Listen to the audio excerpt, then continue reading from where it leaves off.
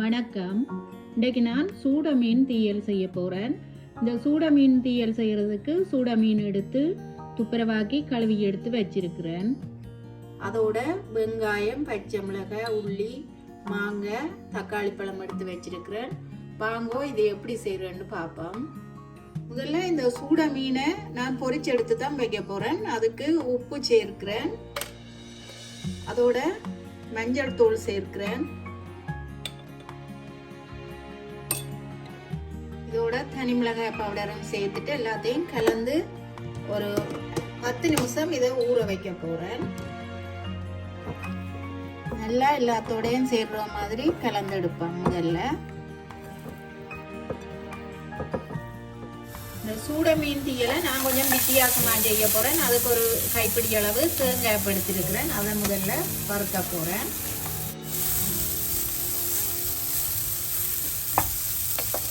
அதோட மிளகு கொஞ்சம் சேர்க்கிறேன்.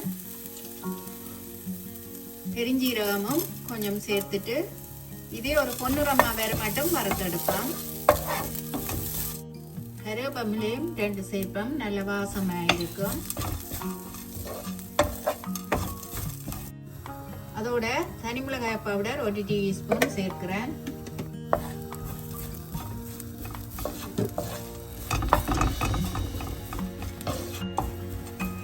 நாங்கள் வறுத்தெடுத்துட்டு செய்தோம்னா நல்ல தீயல் நல்ல டேஸ்டாயும் நல்ல வாசமாயும் இருக்கும்.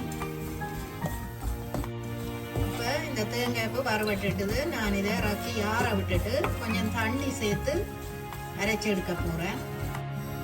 இந்த சூட மீனை பொரிக்கிறதுக்கு நான் ஒரு சட்டி அடுப்பில் வச்சு எண்ணெய் விட்டு எண்ணெய் சூடாயிட்டுது. இப்போ சூட மீனை சேர்க்கிறேன்.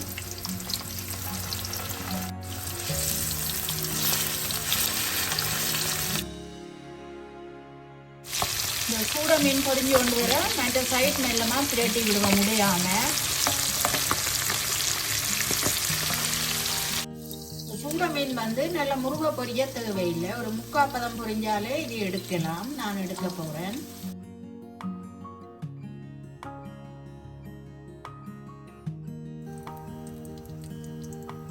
இதே மாதிரி நான் மற்ற சூட மீனையும் பொரிச்சு எடுக்க போறேன்.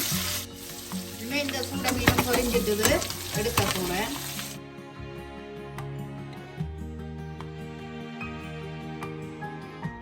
இந்த சூட மீனை தீக்கிறதுக்கு நான் ஒரு சட்டி அடுப்புல வச்சு நல்லெண்ணெய் சேர்க்கிறேன்.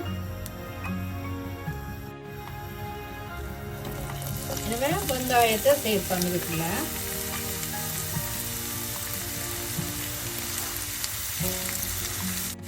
வெங்காயத்தோடையே இந்த பச்சை மிளகாய், உள்ளியையும் சேர்ப்பேன்.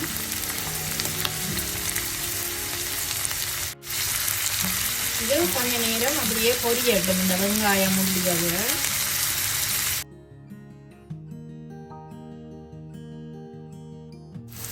கொஞ்சம் கருவேப்பிலையும் இதுக்குள்ள சேர்ப்போம். வெங்காயம் ஒரு கண்ணாடி பதம் வாங்கி கொண்டு வரட்டும். இந்த வெங்காயம் ஒரு பொன்னிறமா வருது. இந்த நேரத்துல நான் இந்த அரைச்ச தேங்காய், பெருஞ்சீரகம், மிளகு சேர்த்த கலவையை இதுக்குள்ள சேர்ப்பேன்.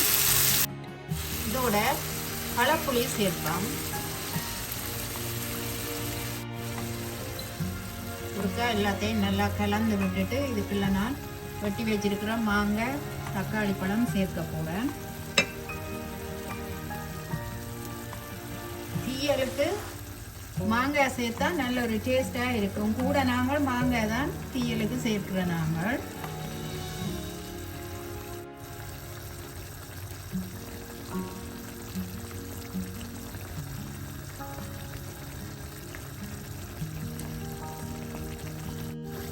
எல்லாம் சேர்த்துட்டு கடைசியா இதுக்களவான உப்பை சேர்ப்போம்.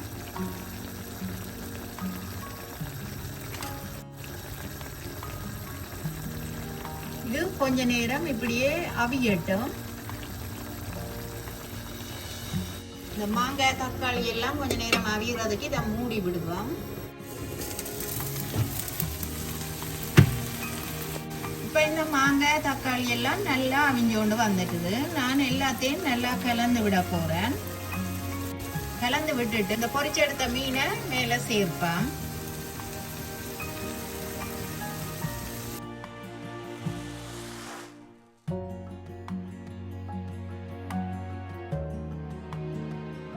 மீனை சேர்த்துட்டு அடுப்பை நல்லா குறைச்சி விட்டு மூடி விடுவோம். ஒரு சைட் அப்படியே இந்த மீனில் இந்த மசாலா எல்லாம் சேரட்டும்.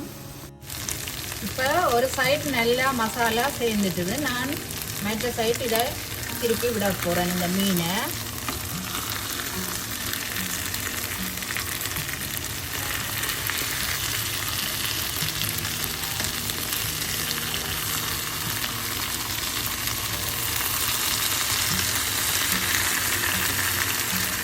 இப்போ நான் மற்ற சைட் பிரட்டி விட்டுட்டேன். நல்லா அடுப்பை குறைச்சிட்டு நான் ஒரு 2 நிமிஷம் இப்படியே விட போகிறேன்.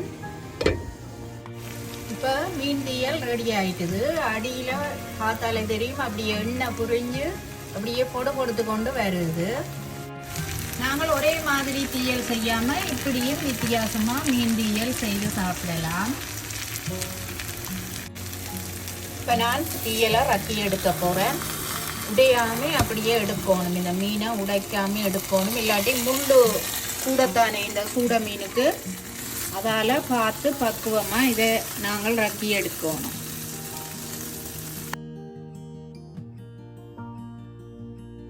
நான் இப்போ சுவையான சூட மீன் தீயல் செய்து எடுத்துட்டேன். இந்த சூட மீன் தீயலுக்கு நான் வித்தியாசமாக இந்த தேங்காய் வறுத்தரைச்சு சேர்த்தனாடி நல்ல ஒரு டேஸ்டாக இருக்கும். நீங்களும் செய்து பார்த்துட்டு உங்களோட கருத்துக்களை தெரிவிங்கோ. எங்களோட சேனலுக்கும் லைக் பண்ணி ஷேர் பண்ணி சப்ஸ்கிரைப் பண்ணி விடுங்கோ. நன்றி.